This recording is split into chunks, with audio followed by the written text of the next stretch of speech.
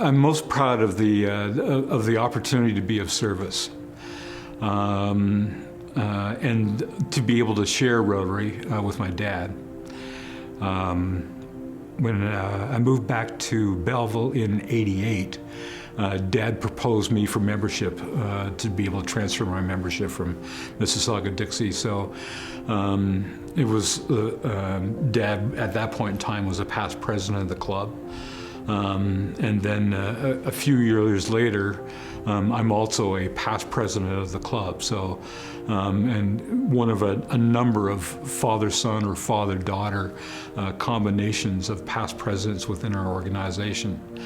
But Dad and I also share the fact that we're the only father-son combination in over 100 years of service at the district level that are past district governors, where we've had an opportunity of being able to lead our clubs in the district and be able to serve at a district level.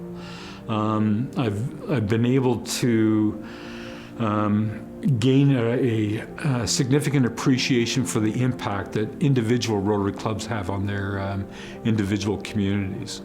When I was district governor, one of the things that a district governor is responsible for is to help clubs meet what the Rotary International president has set in terms of goals for the clubs. And there's a citation that's available for clubs when they're successfully able to achieve some of those goals. And I was able to see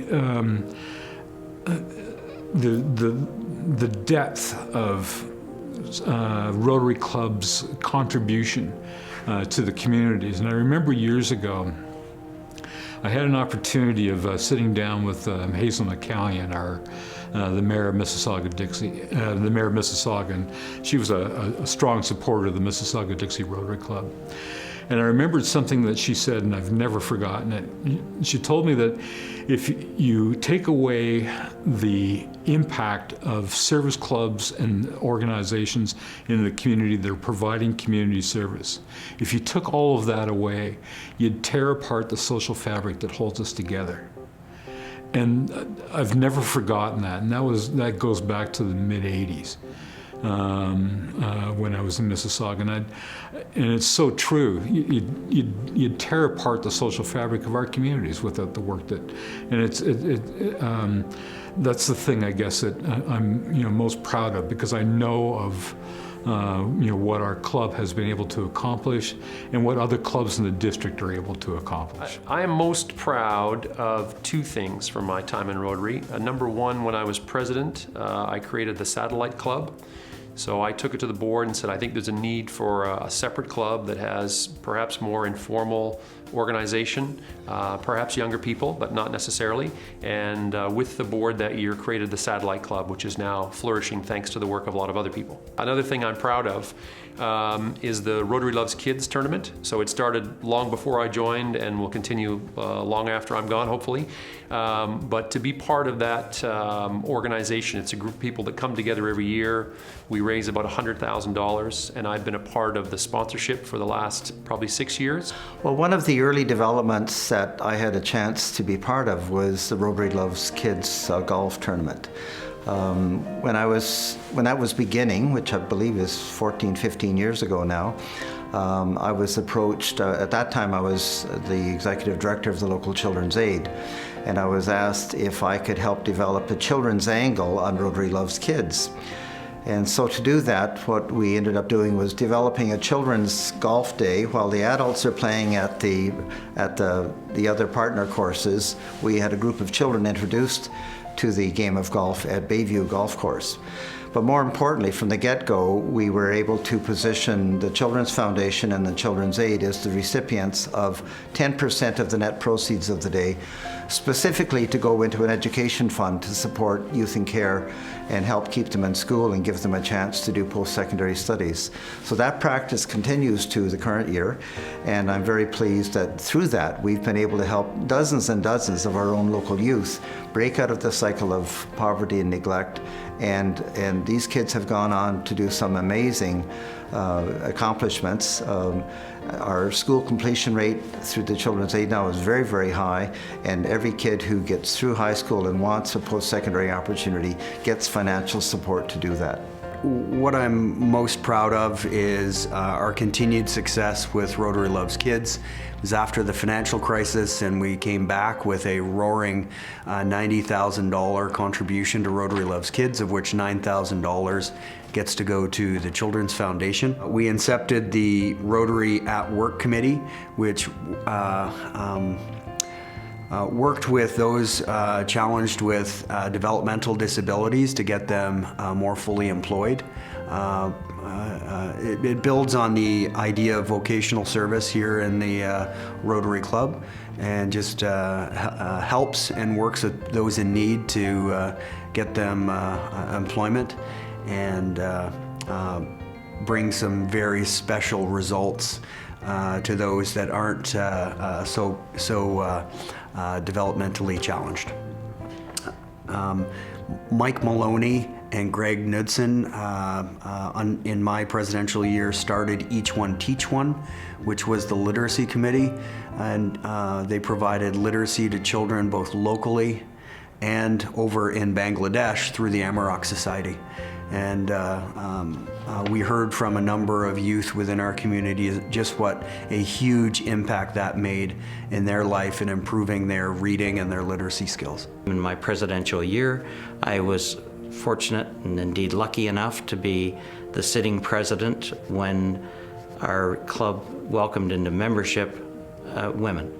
And you'd have to realize that this was an organization that started in 1905, and in 1905 there were very few women in positions of leadership roles in either profession or industry, and so that persisted with the clubs throughout the world, primarily being men only, as there were women's clubs for various and sundry things as well, organizations.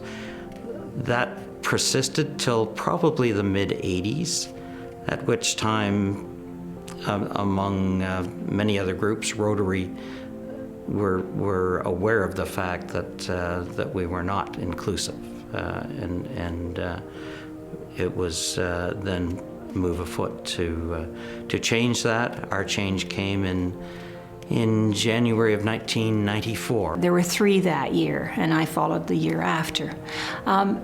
It wasn't that we came in to change the world.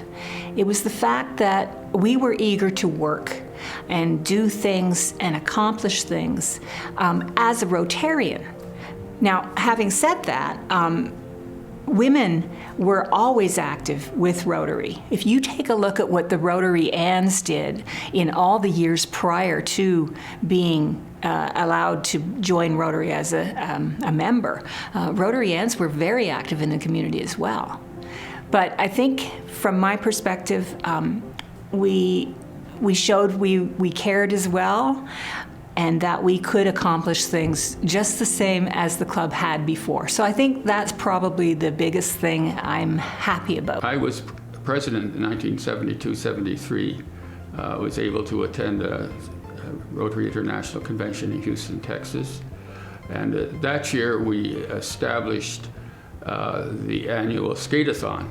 And that was an event where kids pledged and raised money by skating laps at the Memorial Arena.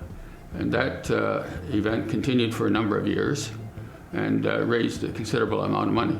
I would consider that to be a highlight, or one of the highlights of my time in Rotary. Establishing the mission statement, realizing that the Rotary wheel has,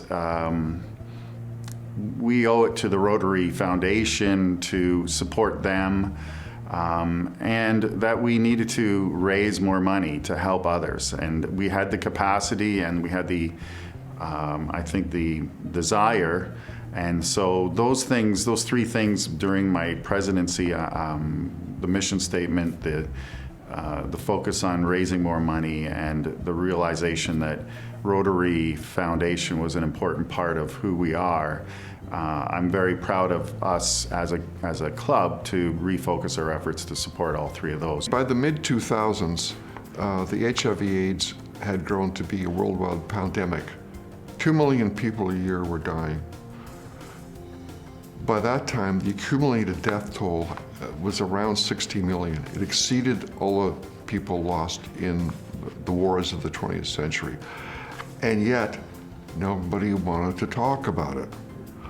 I thought something had to be done, and Rotarians, well, look, honestly, for better or worse, Rotarians are often perceived by the communities to be upstanding pillars of the community, socially conservative, and honest and forthright. Now, if Rotary starts talking about HIV/AIDS, that starts making it okay for other people to talk about it, to break through the barriers of taboos, revulsion even, fear, and so on. I mean, often if someone's living with AIDS, they're usually fired from their jobs. Their kids are shunned. It's just a terrible situation, even though the chances of them transmitting AIDS to someone else is very unlikely, but they were really suffering. Never mind the 2 million people that were dying every year. So I thought something could be done. I talked to some fellow Rotarians, and in 2005, working with the district, I brought the premiere of A Closer Walk, an international film about HIV/AIDS and how it had spread from every continent, to Belleville for a gala.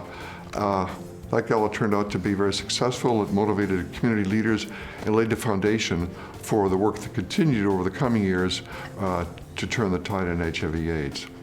So in 2007, I believe we started the first AIDS walk. It had a poker theme, just to make it fun, to combat the grim, horrific nature of HIV/AIDS. And it's run in Belleville for 13 consecutive years. In 2010, I talked with Rotarians in Toronto, in the district, and we got the walk going in Toronto. And the Toronto walk is still going every year.